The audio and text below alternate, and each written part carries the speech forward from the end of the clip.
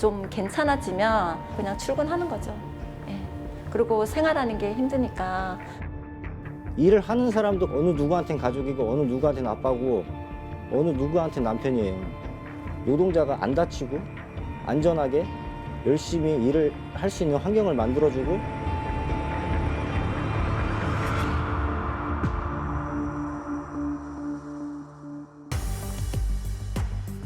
지난 6일 정부는 주 52시간으로 제한했던 노동시간을 최대 69시간까지 늘린다고 발표했습니다. 일할 때 몰아서 일하고 쉴 때는 또 길게 쉴 수 있도록 유연화한다는 건데요. 노동계에서는 아파도 다쳐도 출근하는 노동 현장을 모른다는 이 지적과 함께 장시간 노동을 독려하는 것이라며 비판합니다. 우리는 얼마나 많이 일하고 있을까요? 아파도 다쳐도 출근할 수밖에 없는 우리 지역 노동자들의 이야기를 들어봤습니다. 천안에서 음식물 쓰레기를 수거하는 환경미화원 임규왕 씨. 야간에 음식물 수거하다 보면 음식물 자체가 이제 무거운 중량물들이 굉장히 많아요. 그리고 그 중량물을 들어서 수거통에다가 이제 넣는 작업을 이제 무한 반복하는 그런 시스템이거든요. 그러다 보니까 어깨에서 뚝 하는 소리가 나면서 이제 통증이 시작됐고 산재에 대한 그 지식도 아예 없다 보니까 저 혼자 뭐 어떻게 할 수 있는 방법이 없었고, 그리고 주변의 동료들이 얘기를 할 때 그러니까 회사는 산재를 처리하는 것을 굉장히 싫어한다는 표현들을 많이 해주시더라고요. 결국 임 씨는 회전근개 파열 진단을 받고 2021년 1월 수술을 했습니다. 산재 처리는 꿈도 꾸지 못해 급한 대로 개인 보험으로 처리를 하고 제대로 회복하지 못한 채 직장에 복귀했는데요. 하지만 복귀 10개월 만에 또다시 증상이 악화됐습니다. 출근을 하고 또 동일 업무를 이제 계속 시키다 보니까 그러니까 또 파열이 됐다고 이제 말씀하셔가지고 회사에다가 보고를 했더니 그러면 병가는 이제 동일 질병은 병가가 안 된다. 그러면 너는 이제 휴직 처리를 할 수밖에 없다라고 말씀을 하시더라고요. 휴직 기간이 너무 길어지다 보니까요. 급여 자체가 4개월 동안 나오지를 않았었어요. 그래서 그때 또 가지고 있던 돈도 없었고. 임규왕 씨는 뒤늦게 산재를 신청했지만 2차례나 거절을 당했습니다. 입사한 지 얼마 안 됐고 그의 증상이 업무와 관계없다는 사유였는데요. 결국 임 씨는 노동조합의 도움으로 마지막 행정심판을 청구했고 이에 최종 승소하면서 산재를 인정받았습니다. 2번의 수술이 끝난 지 8개월 만의 일이었습니다. 불승인 통보를 받고 제가 하늘이 무너지는 것 같은 느낌이 들더라고요.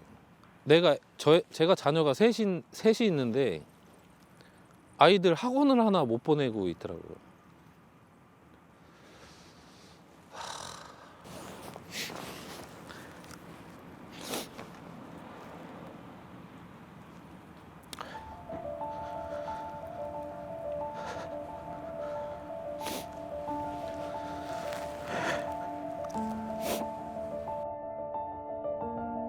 그렇다면 도시 여성 노동자들의 상황은 어떨까요? 뜨거운 조리 현장에서 학교 구성원에게 매일같이 식사를 제공하는 학교 급식 노동자들. 조리에서 배식은 물론 정리와 청소를 마치고 나면 온몸에 타박상과 화상투성입니다. 휴게실 옆에 세면실이 있어요. 그래서 샤워를 안 하고 나오면 땀 냄새가 진동이 나서 버스를 못 타요. 샤워실에 들어가면 나 다리에 멍이 들었네 뭐 이런 거. 이거 멍이 왜 들었어? 그러면 몰라, 어디 부딪혔는지 몰라. 어디서 부딪혀갖고 멍이 이제 온몸에 많아요. 팔에도 있고 다리에도 있고. 2021년 11월경 권경배 씨는 급식실을 청소하다 미끄러져 무릎 인대 파열을 당했는데요. 산재는 거절당했고 온전히 치료받지 못하고 3주 만에 다시 직장으로 복귀했습니다. 근골격계 질환을 달고 살아요. 물리치료는 기본이고, 물리치료 기본이고 한의원에 가서 침 맞고 그걸 그냥 일상이에요. 파스는 그냥 가방에 한 개씩 다 넣어가지고 다니고 급한 대로 응급처치하면서 그렇게 살고 있습니다. 일하다 다쳐도 산재로 인정받지 못하고 아파도 참고 또다시 출근하는 사람들. 우리나라 사람들은 얼마나 많은 시간 일을 할까요? 2021년 한국인의 연간 근로시간은 1915시간, OECD 국가 평균보다 약 200시간 많습니다. 1인당 연간 병가일수는 어떨까요? 영국 4.21일, 미국 7.41일, 오스트리아는 17.1일인데 한국은 단 1.2일에 불과합니다. 산업재해의 원인 중에 하나도 너무 일을 많이 해요. 피로한 사회고 그 과로에 시달리다 보면은 아무래도 집중력도 떨어지고 일을 할 때 사고 낼 확률이 되게 높아지는 거죠. 소득을 올리기 위해서 가족을 부양해야 되고 자기가 먹고 살아야 되니까는 그 정도 일을 하지 않으면은 살 수 없는 사회가 지금 아직도 우리는 그런 사회에 살고 있거든요. 산업재해에는 업무 현장 안팎에서 벌어지는 사고성 재해와 오랜 시간에 걸쳐 유발하는 업무상 질병으로 구분됩니다. 발생 형태로는 근골격계 질환 종류의 업무상 질병이 가장 많고 넘어짐과 떨어짐, 끼임 같은 사고가 발생하는데요. 업무 중 재해는 산업 현장의 문제만이 아닙니다. 감정 노동자와 사무직 노동자들은 직장 내 괴롭힘과 업무 관련 고객의 욕설과 폭행 등으로 우울증, 적응장애, 외상 후 스트레스와 같은 정신질환을 호소하고 있습니다. 민원실에 이제 흉기를 들고 이제 들어와서 이제 공무원을 폭행하는 사례도 이제 늘어나고 있고, 해당 민원을 담당하는 공무원에게 하루에도 수십 차례씩 전화를 한다든지 이런 사례들이 점점 늘어나고 있어서 공무원들이 정신질환을 앓게 되고 병원에 내방해서 치료를 하게 되고 이런 사례들이 점점 늘어나고 있습니다. 우리나라는 업무상 재해 노동자들을 빠르고 공정하게 보상하고 이들의 재활과 사회 복귀를 위해 산업재해 보상보험을 운영하고 있습니다. 하지만 많은 노동자는 업무상 재해를 당해도 산재로 충분히 요양을 하거나 재활을 받지 않고 있습니다. 오히려 건강보험으로 개인적으로 처리하고 바로 출근을 하는 현실입니다. 재 하나 빠지면 조금 동료들한테 미안한 감도 있고 대체 인력 구하기가 참 힘들어요. 그래서 좀 괜찮아지면 그냥 출근하는 거죠. 예. 그리고 생활하는 게 힘드니까 내가 이번 달 일을 안 하면 좀 생활이 힘들잖아. 그런 것도 있고. 산업재해 그 승인이 난다고 해도 통상임금, 평균임금의 70%를 지급해 주거든요.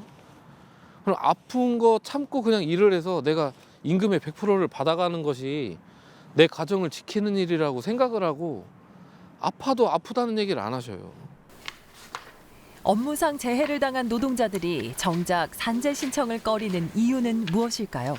크게 두 가지인 것 같아요. 첫 번째는 이제 회사의 압박, 내가 이 회사를 계속 다녀야 되는데 사업주가 등지기 어렵다라는 심리적인 압박이 한 가지 있고, 두 번째는 4개월, 6개월 후에 불승인 나면 나는 아무것도 보장받는 게 없는데 나는 그 위험을 감수할 수 없다. 노동자가 산재 신청을 한다고 해도 승인까지의 입증 과정이 험난하고 기간마저 길기 때문입니다. 고용노동부에 따르면 2022년 산재 신청 이후 평균 처리 소요일은 업무상 질병의 경우 129일. 이 중 작업 환경의 유해 위험 요인을 확인하기 위한 역학조사 평균 소요일은 무려 550일이었습니다. 우리나라 건강보험공단 자료를 이용해서 실제로 직업력을 가지고 있고 실제로 그 직업력과 관련돼 있는 질병들에 국한해서 그 질환들을 찾아봤더니 거의 1년에 연간 100에서 150만 건으로 집계가 됐습니다. 이 많은 사람들이 직업성 질환일 수도 있는 문제를 가지고 산재를 이용하지 않고 일반 건강보험을 이용한 치료를 받고 있다는 거죠. 정부는 근골격계 질환의 산재에 대해 추정의 원칙을 도입해 빠른 보상을 약속했지만 이마저도 탁상 행정이라는 지적입니다. 산재 신청을 할 때 저희가 그 진단명을 받고선 경유서를 써요. 진술서죠, 한마디로. 근데 그렇게 제출하고 나면은 공단에서 또 사실 확인서라고 또 보내줘요.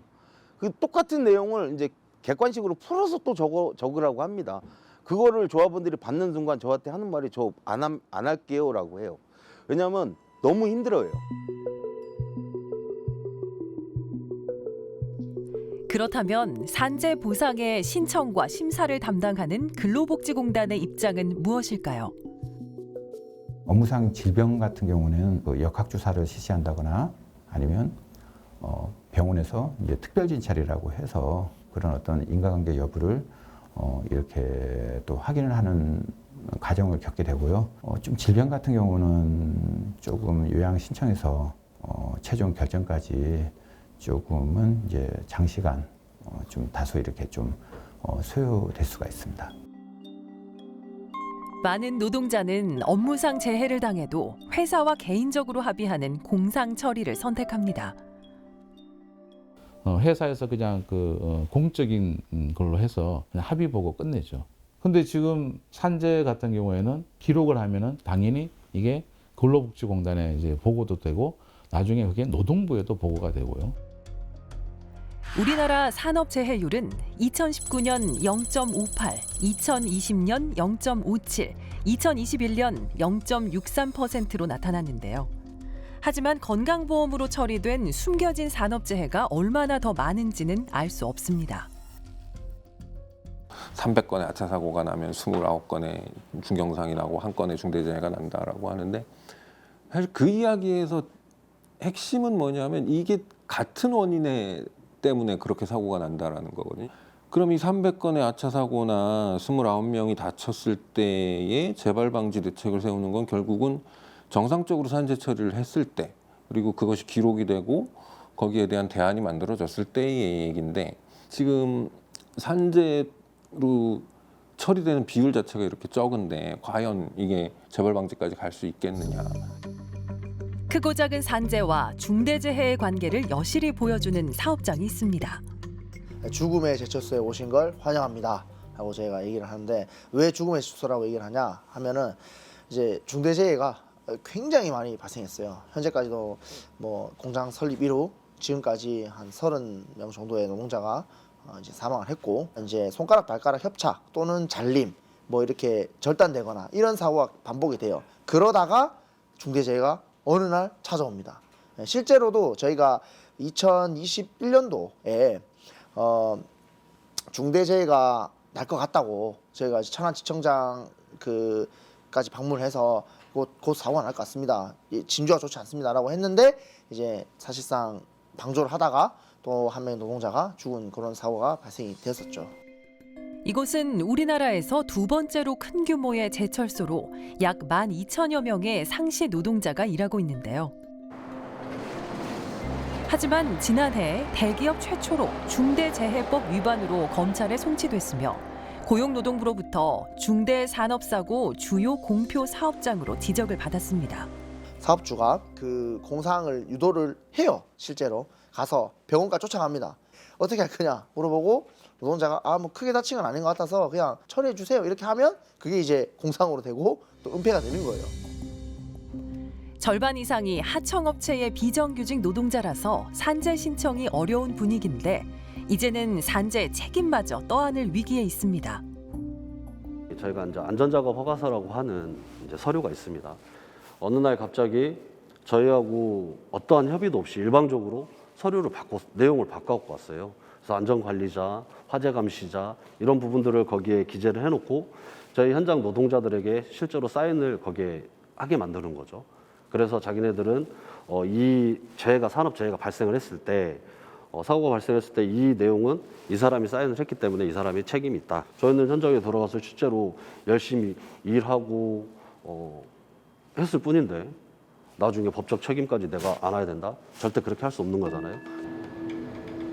사업장의 안전을 확보해야 할 기업이 오히려 그 책임을 노동자에게 전가한다는 우려인데요. 위험의 외주화라는 지적, 근본적인 구조 개선은 어려운 걸까요? 사실 고용노동부가 직접적으로 개입하기가 굉장히 어려운 부분이거든요. 사업의 경영의 일환으로서 어떤 사업의 일부를 외주화를 준다라는 측면에서 우리가 그걸 주지 말라라고 할 수 있는 부분은 아니거든요. 사실 정부의 다각적인 노력 그리고 우리 시민의 그 안전 성숙 문화 이런 것들이 종합적으로 좀 반영이 돼야 될 것 같습니다. 이 대기업들에서 이 산업보건의 현주소는 어떨까를 먼저 한번 보면은 대기업에서의 산업보건은 그야말로 낙제점입니다. 거의 모범을 보여줄 수 있는, 줘야 되는 그런 사회적 책무 전혀 없고요. 오히려 그런 대기업에서 사고들이 사실 더 많이 일어나고 있죠. 한마디로 이 노동자들의 어떤 그런 건강, 안전, 생명은 사실 기업가 입장에서는 중요한 요소가 아닌 거죠. 장재문 씨는 4년 전 기계 점검 작업 중에 협착 사고를 당했습니다. 용접을 하고 있는데 갑자기 몸이 막 이렇게 굴러요. 제가 딱 그러고 컨베이어 도는구나. 그때 딱 생각이 나서 바로 위에 있는 시설물을 제가 손으로 잡았죠. 컨베이어 벨트가 너무 빨리 돌더라고요. 그래서 제가 이제 계속 버팅기고 있다가 맨 처음에 발목 껴고 그다음에 무릎 오고 그다음에 엉덩이 오고 죽겠구나 딱 그 생각까지 딱 했는데 컨베이어 벨트 멈췄어요. 가까스로 목숨을 건졌지만 다리 탈골과 골반 비구 골절로 인공관절을 삽입하는 대수술을 해야 했는데요. 산재 기간은 고작 10개월뿐. 몸도 마음도 그날의 충격에서 벗어나지 못한 채 장재문 씨는 사고 현장으로 돌아가야 했습니다. 그 현장에 복귀하고 진짜 숨 막힐 것 같고 미칠 것 같고 진짜 죽는 게 낫다는 생각을 엄청 많이 하면서 이제 현장을 나갔는데 이제 먹고 살려면 어쩔 수 없었어요. 무조건 회사에서는 그때는 회사에서 현장을 내보냈으니까 선택지가 없죠. 저는 더 그렇죠. 제가 뭐 아르바이트를 하고 싶어도 노가다도 못 하겠고 택배도 못 하겠고. 장재문 씨의 바람은 노동자가 안전하게 일하는 것. 아프거나 다치더라도 온전히 치료받고 돌아올 수 있는 일터입니다. 일을 하는 사람도 가족이고 어느 누구한테는 가족이고 어느 누구한테는 아빠고 어느 누구한테는 남편이에요. 노동자가 안 다치고 안전하게 열심히 일을 할 수 있는 환경을 만들어주고 그렇게 해야 회사도 발전하고 그렇게 서로서로 저는 좋다고 생각하는데 대한민국은 산재공화국이라는 오명. 언제쯤 우리 사회 노동자들은 아프지 않고 다치지 않고 죽지 않고 일할 권리를 보장받을 수 있을까요?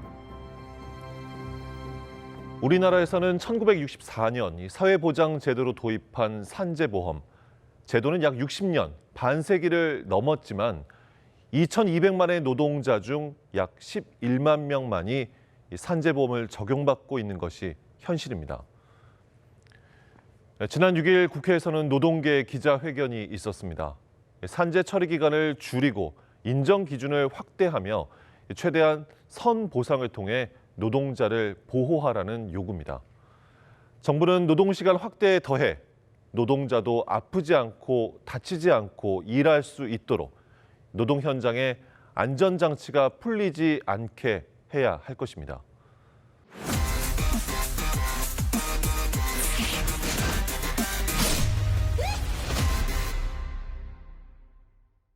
충청권 최초의 학생운동 역사를 아십니까?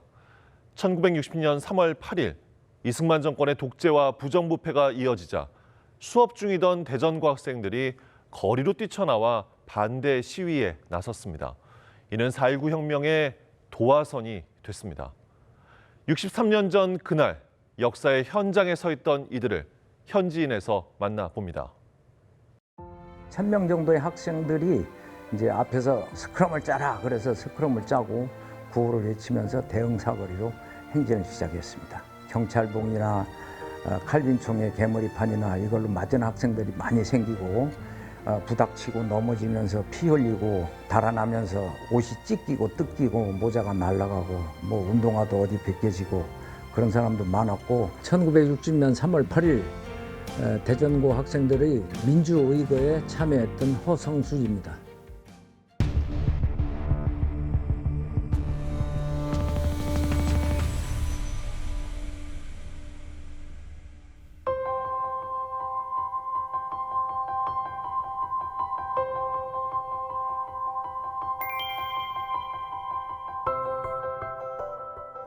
맨 위에 있는 청동은 횃불을 의미하게 되고, 이 기단에 있는 커다란 돌 모형은 우리 38 의거의 열매를 상징한다고 합니다. 1960년 3월 8일 날 대전에서 대전고등학교 학생들과 3월 10일 날 대전사고 학생들이 당시에 그 자유당 정권의 부정부패와 부정선거를 획책하고 있는 거에 대한 그 반대 시위를 한 거를 기념하기 위해서 만들어진 탑입니다.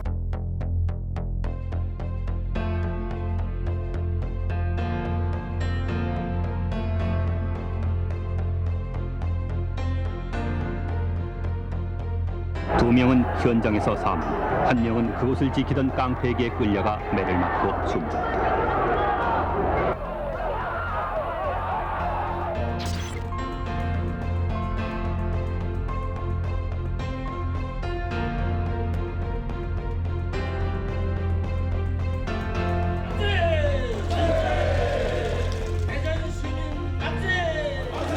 삼팔 민주의거는 부정과 부패, 불의와 불법, 억압과 폭정으로 빼앗긴 민권을 되찾기 위해 무장의 철권에 맞서 목이 터져라 자유와 정의를 외친 이 운동은 곧 4.19 혁명으로 이어진 충청인의 시민정신이요 깨어있는 민족혼의 발로였다. 장기 집권에서 오는 부정부패가 만연했었고 민생은 파탄에 빠져서 매일 아침 식량이 떨어져 굶어 죽는 사람들의 기사가 여러 건씩 올라오고 할 때입니다. 그래서 민심이 굉장히 흉흉했었습니다. 또 이제 학생들로 볼 때는 학원이 정치에 이용된다 그런 불만이 최고조에 달하고 있을 때입니다. 이제 60년에 들어오면서 정부 통령 선거가 있었습니다.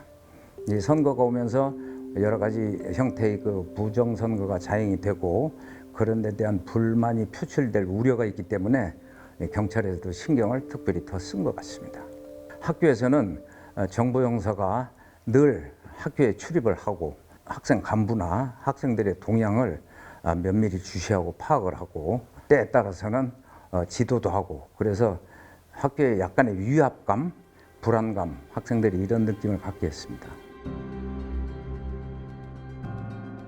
3월 7일 저녁 때 4명이 어른들이 안 계신 자취방에 가서 내일 쓸 국어를 만드는 작업을 했습니다. 이제 그 기준이 첫째는 정치색을 띠면 안 되겠다. 둘째는 우리 스스로가 바르게 해야 된다. 폭력이나 이런 행사가 있어서는 안 된다. 그런 기준을 가지고 학원의 자율화를 중심으로 7개 항목의 그 구호를 만들었습니다. 예를 들면 학원의 자유를 보장하라, 학생을 정치에 이용하지 마라, 언론 탄압을 중지해라 는 등 7개 항목이었습니다. 1960년 3월 8일 오후에 교문에서 1000명의 대전고등학교 학생들이 이 길로 뛰쳐나왔습니다. 5교시가 거의 종료됐을 즈음입니다. 학생들한테 나가자 하고 소리를 질렀습니다. 이 1000명 정도의 학생들이 이제 앞에서 스크럼을 짜라 그래서 스크럼을 짜고 구호를 외치면서 대응 사거리로 행진을 시작했습니다. 경찰봉이나 칼빈총의 개머리판이나 이걸로 맞은 학생들이 많이 생기고 그 안에서 움직일 수 있는 학생 일부가 대전역으로 향하게 됐습니다. 이제 그때부터는 도청까지에는 도로 양옆에 시민들이 많이 나와서 응원을 했습니다. 도청 앞 광장에는 이미 선생님들 다 나와 계시고 경찰들이 저희를 둘러싸고 있어서 분위기는 좀 삼엄했습니다. 제 일상에서는 가장 충격적인 그런 사건의 하나였습니다.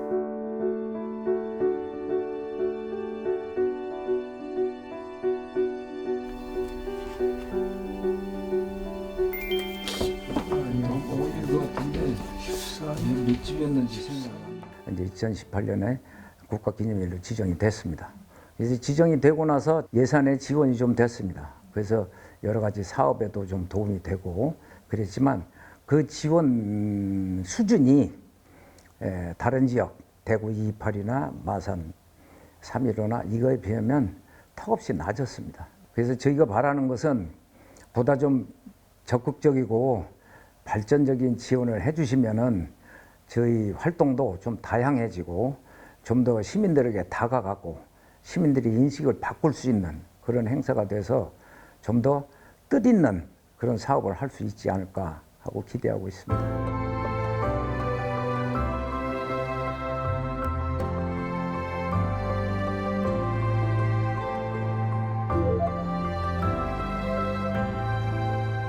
어마어마한 권력, 그 어마어마한 부패, 그거에 맞서서 싸웠다는 것이 자랑스럽고 자부심을 갖고 살아왔습니다. 앞 세대들이 겪은 고난이나 또 그걸 극복하는 과정을 좀 배우고 인식하고 그 의미를 좀 깨달아서 자기 삶에 반영함으로써 우리나라가 자유민주 국가로서 조금 더 발전하고 나아지는 사회가 되지 않을까.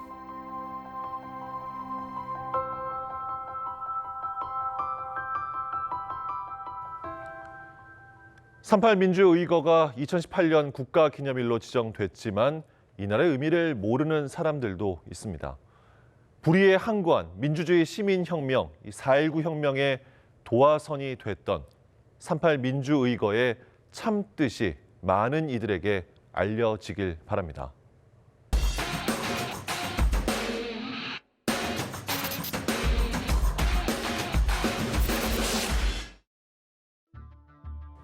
수술의 흉터와 사고 후유증, 수십 번을 떼었다 붙인 온몸에 파스 자국까지. 하지만 아프기 위해, 다치기 위해 출근하는 사람은 없습니다. 단지 개인의 과오나 태만의 문제가 아닙니다. 또 이들 역시 오늘도 가족을 위해 돈을 벌러 나선 평범한 어머니, 아버지며 내일을 위해 오늘을 살아가는 청년들입니다. 사업장에서 작은 안전도 지켜지고 보장됐을 때 중대재해도 막을 수 있습니다. 더 나은 우리의 삶, 안전한 대한민국이 될 수 있습니다. 오늘 당신의 일터는 안전합니까? 오늘 안전하게 일하고 건강히 일터로 나가는 내일을 꿈꾸며 시사인 대스남 다음 주에 뵙겠습니다.